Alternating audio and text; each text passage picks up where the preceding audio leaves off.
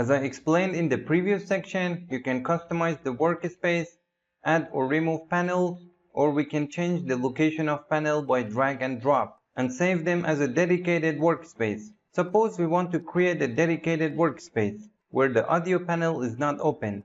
Right-click on the audio panel and select the Close Panel option. Or for example, suppose you do not want the library panel to be opened. Right-click on it and select the Close Panel option and remove it from here.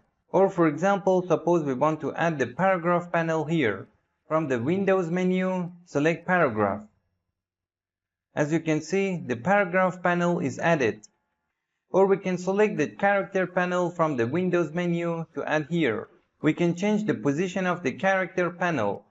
To change the position of a panel, click and drag and drop that panel. Or we can even move this panel to another location. Click and drag the panel and drop it here, for example, like this.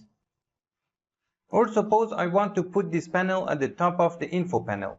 Click and drag it and drop it here and put it at the top of the info panel. Or we can move it and put it here.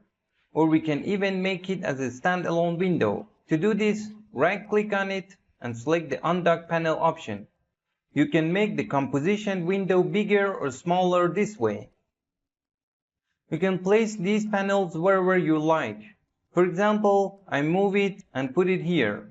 Or for example, I put it next to the composition window. Or I can change the order of these tabs this way. So if you want to have the panels as a separate window, right-click on it and select the Undock Panel option. This option is used when you want to move your panel to your second or third monitor and make your composition workspace a little bigger. So you can undock all the right panels and move it to other monitors and create a dedicated workspace with multiple monitors. So with this method, you have a bigger screen to work with the composition and timeline, and you can focus more on the work environment. But if you don't have multiple monitors and only have one screen, you can move it again and put it in the first place. I moved the preview panel and put it here.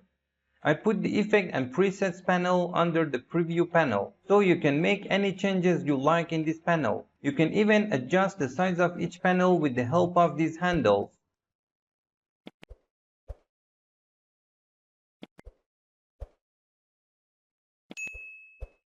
By drag and drop method, I also move the character panel and place it here. Okay, imagine that I created my own workspace and now I want to save it. All you have to do is select Save as New Workspace from the Windows menu and then Workspace. Type a name for your workspace. I enter a name and click OK. Now if you go to the Workspace section from the Windows menu, you will see that the new workspace has been created and selected. Imagine that you accidentally removed the preview panel from the right, or you have closed the paragraph panel by mistake, and it is no longer on the right side. What should we do now? When this happens to you, or even if the size of this panel is too large and you can't see the composition, then you ask yourself, how should I fix this? Do I have to install or reinstall the software? Don't worry at all. Take a deep breath. The answer is simple. From the Windows menu and from the workspace, select the Reset to Save Layout option. By selecting this option, the workspace settings will return to when we saved it. As you can see, the preview panel and the paragraph return to the first place, and the size of the info panel also changed to the original state.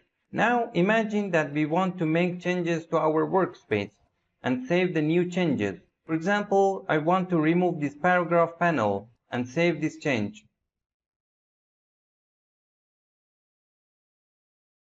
From the Window menu, Workspace, select Save Change to this workspace.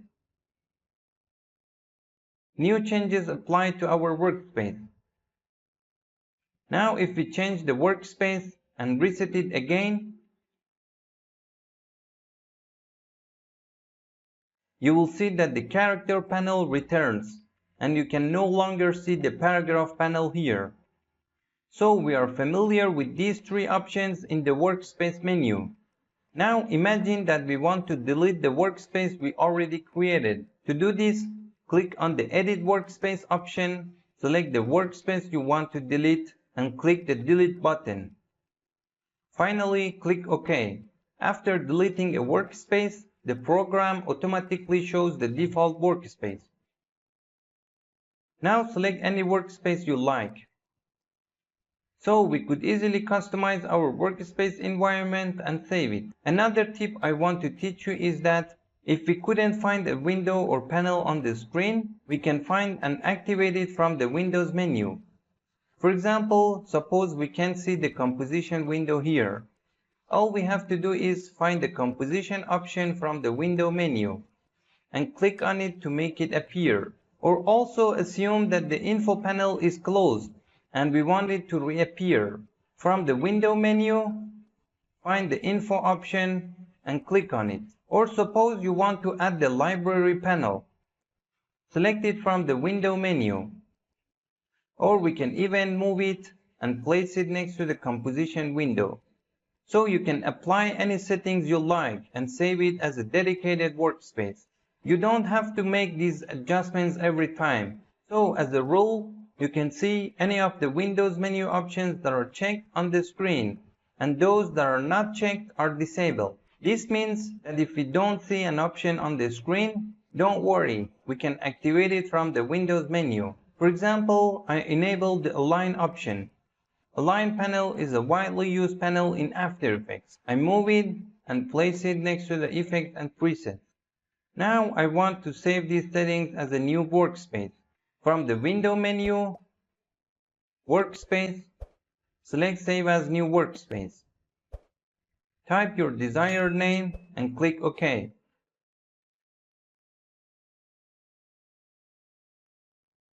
Now if you look in the Workspace section, you can see the new workspace. If you make changes to this workspace, you can reset the workspace according to the description I mentioned earlier.